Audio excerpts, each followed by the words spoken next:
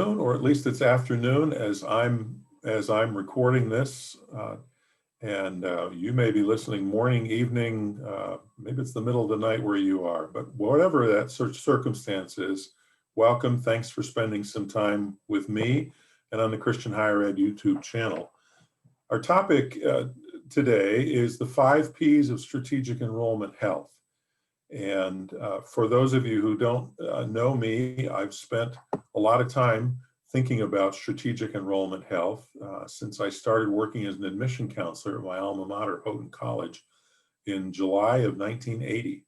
And here we are coming up, well, 4 decades later, still spending lots of time thinking about Christian higher ed enrollment in particular. So, and in my role as the founder of Fuller Higher Ed Solutions, a fair amount of the work I'm already doing in assisting campuses with the help of some really talented affiliates is in this space of strategic enrollment health. So I want to share a couple of concepts with you today that I hope are helpful for you as an outline to think about this really important topic of strategic enrollment health.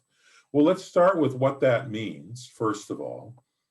And I think simply put, it means enough of the right students.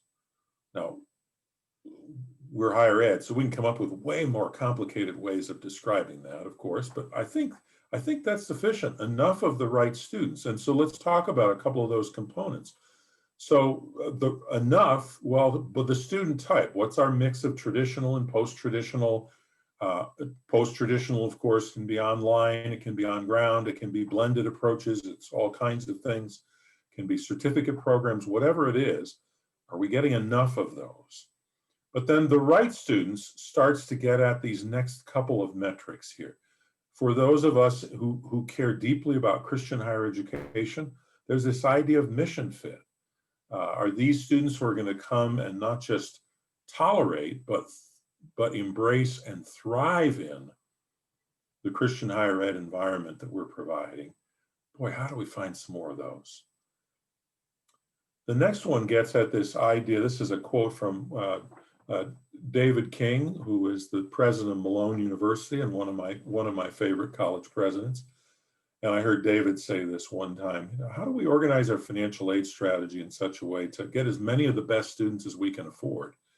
And his wisdom there tips at this idea of many, so there's some quantitative element to this, but best students, and in his mind, he was defining that not just by ACT scores or class rank or GPA, but also by the mission fit part of that, but then also that we can afford. You know, if we had 100% discount rate, we could probably buy lots of different students, but we don't, and we shouldn't. This presentation is not about discount rates, but let's just say we shouldn't do it that way. So how do we make sure that we're meeting net tuition revenue goals as well? That has to be part of this equation.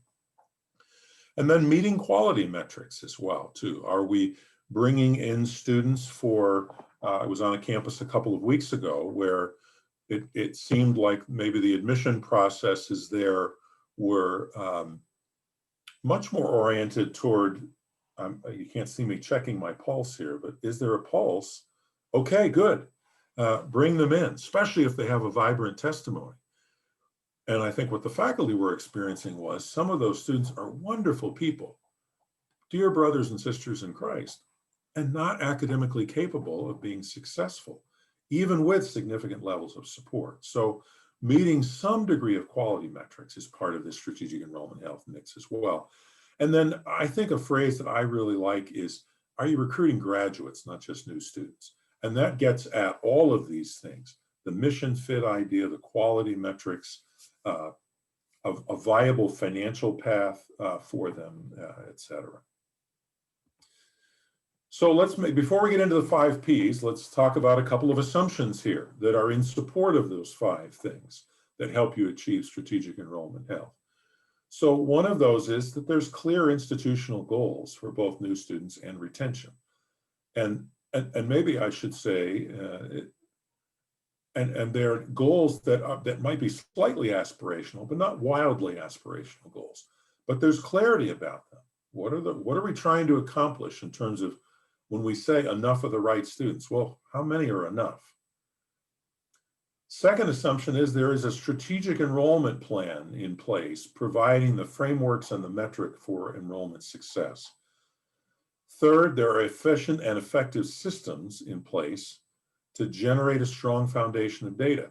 Now, that also assumes that there are people who have helped design and maintain and continually improve those systems.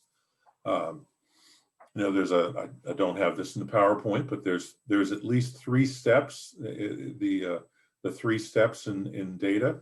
Number 1 is collecting it in the right ways, and then collecting enough of the right data. The second step is analyzing it and starting to say, so what does this mean? And the third and most important step is, and now what should we do? Based on what we're seeing here, what should we now do? So there's that assumption about efficient and effective systems so that you have that kind of data that you're walking through that 3-step process with, which is kind of a circle, right?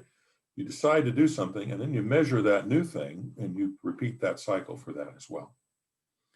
And then also in the midst of all this, the fourth assumption would be there is a culture of accountability around enrollment goals, which moves from, I say from president, really from board to president to vice president for enrollment, to each member of the enrollment team and a mobilized campus. We'll come back and talk about that again in a moment. All right, the 5 Ps. And for those of you classic marketing fans, these are sort of like some of those classic, however many Ps you like to talk about in marketing, but with a couple of nuances with a specific enrollment flavor. So the first one is, well, I'll go through all of these so you can see the 5 of them there on the screen. I debated adding a 6th one, partnerships, but I thought, no, that really fits under people nicely. So, all right, so let's start with practices. And I like to think about here, my wife and I have 3 children now, 4 grandchildren, and my grandson is 6 years old. And when he comes over to our house, one of the things he likes to do is he likes to hit wiffle balls that Grampy pitches to him. That's me, Grampy. And it's gotten downright dangerous. These left-handed hitter, and the boy can rake in baseball terminology. And I've got some bruises from wiffle ball line drives off various parts of my body. So picture how Steven started out swinging and missing a lot, and then more practice and some coaching. And now he's getting pretty good at it. So picture that on this idea of practices is doing something, doing it right over and over again until we get to the point that we know what we're doing, okay? And we can do it almost like breathing. So in that line, here's 5 questions to ask yourself. How effective are your top of the funnel strategies? Are they working? I hear lots of enrollment leaders say, well, we just need more leads. Okay. But you could get more leads and they could be the wrong more.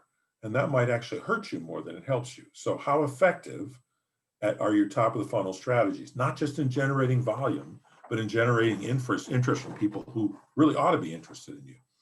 Second, how well do your communication strategies, and this could be things you mail to people, email, social media outreach, face-to-face communication, all of those things. How well do those strategies move students through the funnel?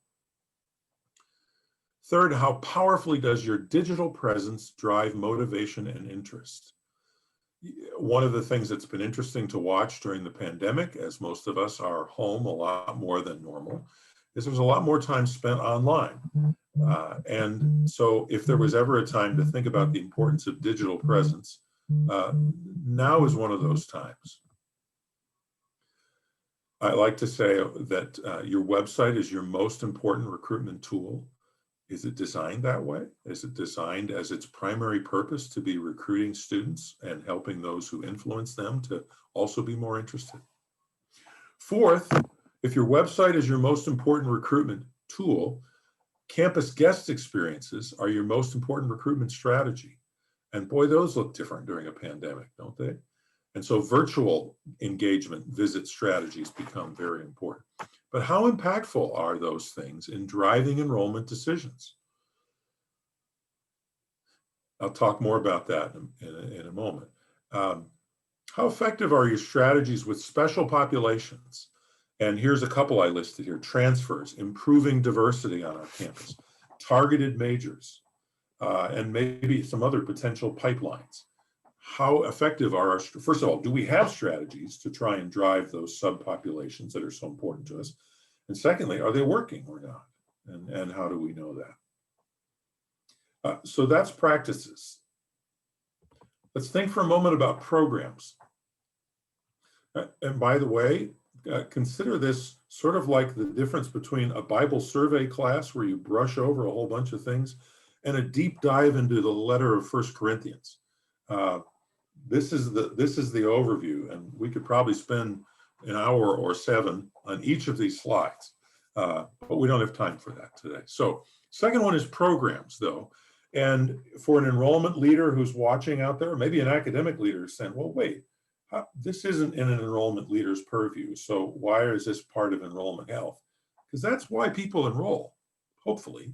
I mean, I know they like the enrollment team and maybe they like the campus experience and some other things, but if they're enrolling to matriculate toward a degree, then it's the programs, the academic programs in particular, but also the co-curricular programs that matter greatly in this whole process. So here's some key questions to ask. How effectively do your programs compel students to enroll and persist? Related to that, what do the funnel metrics for each program tell you about their growth potential and or need for changes in the program itself or in recruiting strategy or marketing strategy? Some of you have been with me on a conference session where I have a favorite slide I like to use, real live data from a real live campus that I changed the name of so nobody knows who it is. And I look at 3 majors and I look at the differences in their funnel. And when you start disaggregating your funnel that way, you start to see, the pre-med funnel looks very different from the psychology funnel, which looks different from the business funnel, which looks different from the ministry Bible theology funnel. So what can we learn by looking at those disaggregated funnels? And what does that tell us both about potential, but also about where we need to do some fixing? Sometimes when you look at that data, the data tells you, boy, do we have some great opportunities here. We got to find more people who are interested in ABC College for whom this major is of interest. Sometimes the data tells us there's a ton of interest out there and we're not capturing it. Why? I can think of one campus where that was true for them with business. And the real issue was 1980 called and they wanted their business program back. Not a lot of high impact learning practices, internships, the endowment club, student endowment club, investment club, some of practicums, other experiences like that. So sometimes that's what looking at the data helps you understand. Also, which programs are magnets? For much of my tenure in 27 enrollment cycles at Houghton, the biggest magnet we had was pre-med. Well, what happens when the magnet loses its magnetic pull after a student enrolls? Where do those students land? It's helpful to know where each of your programs, is this a magnet that's attracting people? How long does that magnetic pull last? And when the magnetic pull is gone, where do they end up? That helps you position your programs to know which ones are going to attract students and which ones are going to be great retention tools. I had a president tell me once about the chair of the history department who stood up, turned in faculty senate, turned and looked at his colleagues and said, I want to thank all of you, and especially, and he named the 3 or 4 magnet program for the great students you've attracted to our university who are now history majors. They wouldn't have been here without you. You did a great job of them. Now they're still here. They're great students in our history program. They're going to be great alumni and we're all better off. And he sat down and as it was told to me, some of his colleagues looked at him thinking, that doesn't, there's something wrong with you. No, he was recognizing where his place was in the food chain. And it was not, there's tons of people out there who are high school students who are thinking about history. And this is a history major talking, by the way. Okay, so thinking about that, where your programs are magnets or landing places. What does it cost you to deliver each program? That's got to be part of the equation. The classic one to think about here sometimes is something like applied music. Professional music types of programs. I'm going to take all of the voice lessons or instrumental lessons and lots of private attention and all that sort of thing. That's a fairly costly program to deliver. So when we're trying to grow, it's helpful to know what are the margins on some of these programs and which ones make sense to grow. Related to that decision, though, has to be what's the marketplace interest for each of the programs. Are we capturing our fair share of that market interest? And if not, why not? And if there's not much interest, then can we really grow that without doing something differently? And then also, while we're looking at the marketplace, are there some programs we ought to think about adding or maybe subtracting? So that's the part about programs. And one of the most important roles, again, thinking to those of you functioning in the enrollment area, one of the most important roles you can play in this idea of programs is be a great scout. Whether it's reading some of the trend data, Department of Labor projections, utilizing data from the College Board or ACT or Christian Connector to help academic leaders know what the interest is on the part of prospective students in various programs, and also reporting back from your sort of your collection of qualitative conversations with students and parents on the traditional side about programs that are of interest or not of interest. The third of the five is people. And so here's a couple of questions to ask on the people side. Again, remembering our goal here is to try and achieve strategic enrollment health, which we're defining as enough of the right students. Well, in this particular P, the people P, we're asking the question of, do we have enough of the right people? Are we structured efficiently? Do we have the right people? Do we have enough of the right people in the right positions? Is it the Peter Drucker quote, I think, who talks about one of the chief tasks of a supervisor is maximizing their people's strengths and making their weaknesses irrelevant. So if you're the VP for enrollment and you have somebody who's a fabulous admission counselor, will they be a fabulous assistant director or not? Maybe not. Maybe they're just really good at being an admission counselor and that primary sort of front of the institution sales role. Third, is there a culture of accountability? Back toward that idea of those goals that we have.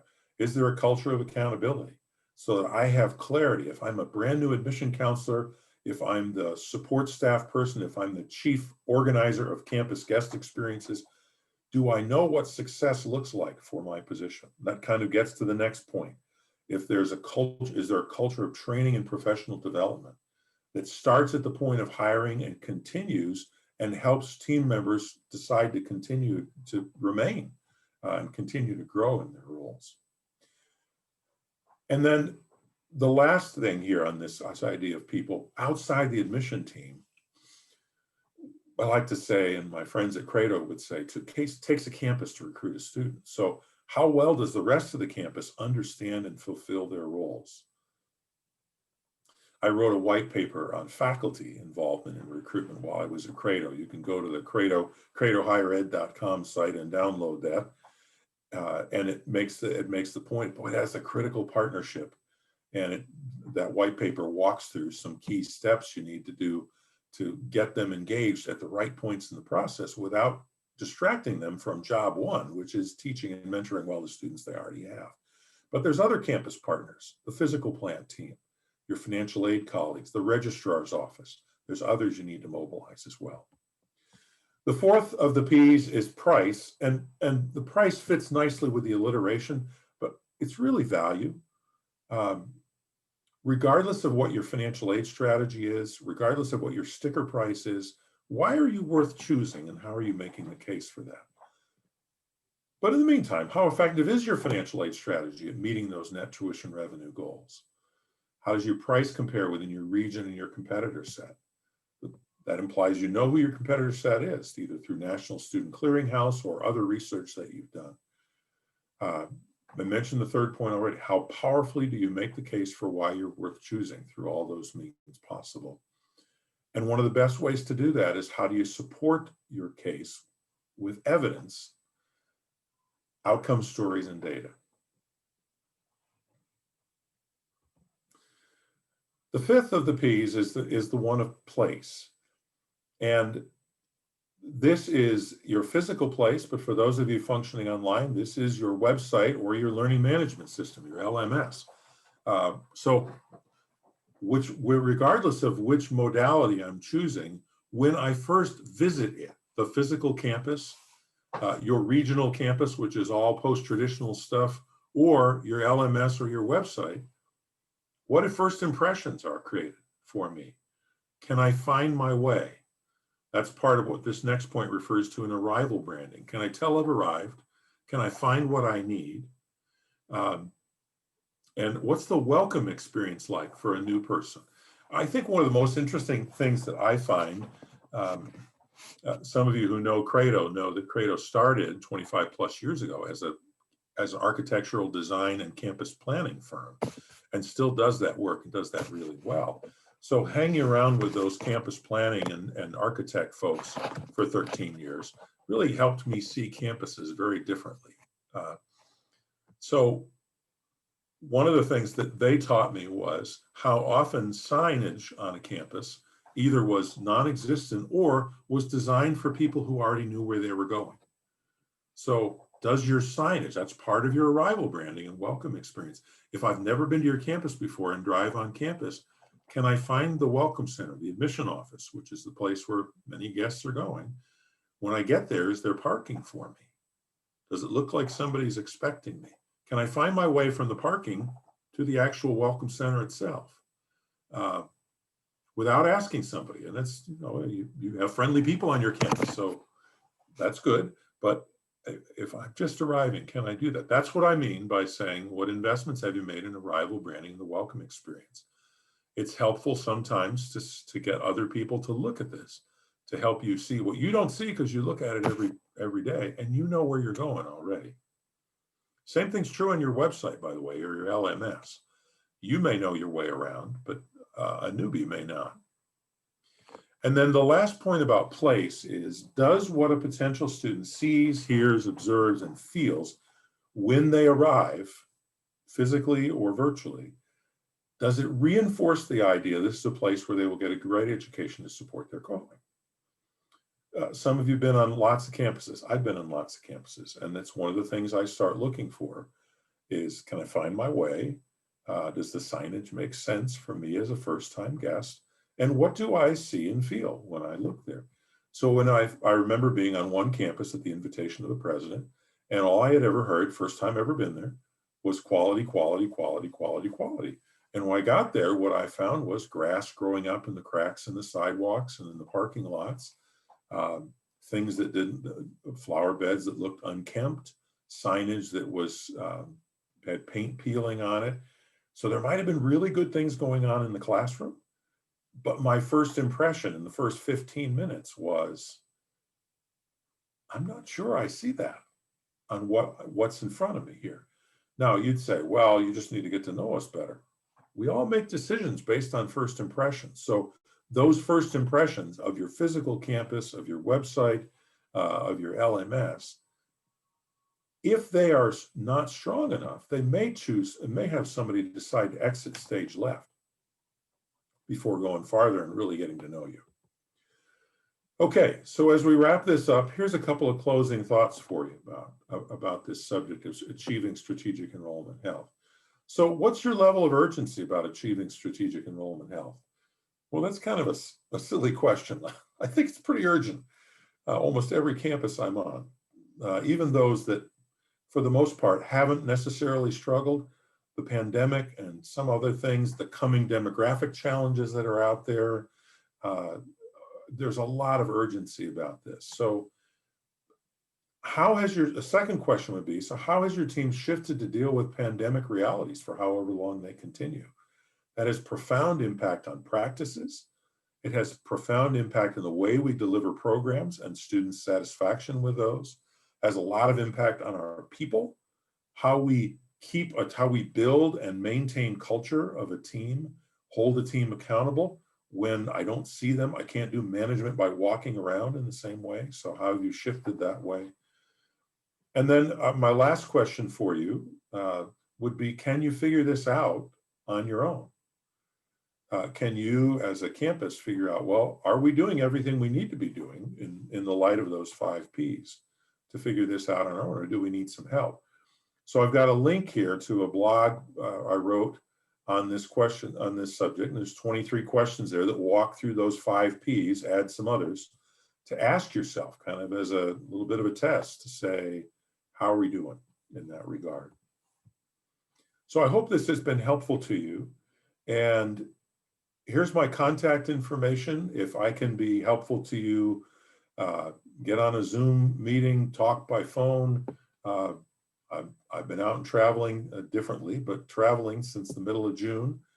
So if it's coming to your campus to help you to talk about a project or just to pick each other's brains for an hour on Zoom, would love to do that. Please reach out, and blessings on you as you work hard at this issue of strategic enrollment health. For Christian higher education, folks, this is, as you know, this is not just about our business plan and the institutional health. This is kingdom work.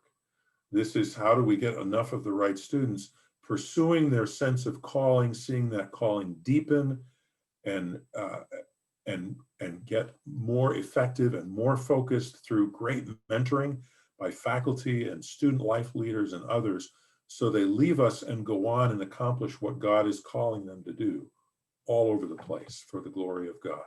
So blessings on all of you.